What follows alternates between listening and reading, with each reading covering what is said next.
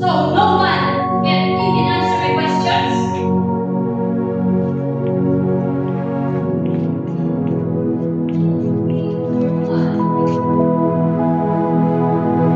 Why are you late, Miss Mendez?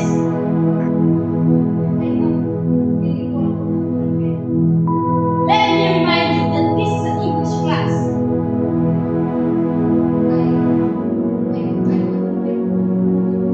Okay, sit down and bring out your books. Quiet!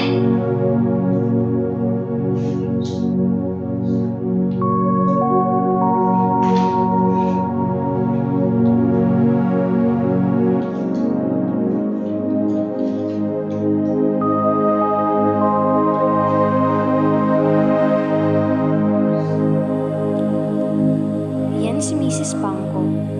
Strikto, laging nakasimangot, nakakatakot. Parang pinaglihi siya sa sama ng loob. Yes, Miss Mendez? Late again, Miss Mendez? Miss Mendez, tie your hair! Where is your book? How will you read the lesson? Parang kada araw na lang may issue si ma'am. Pero kahit ganun siya pa rin ang favorite teacher ko.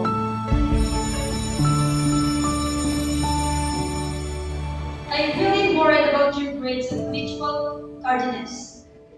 Sorry.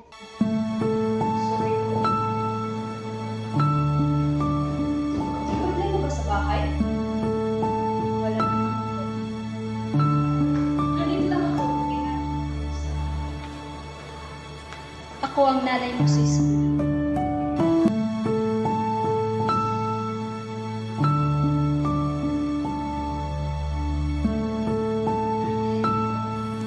Dahil kay ma'am, natuto akong mag-English.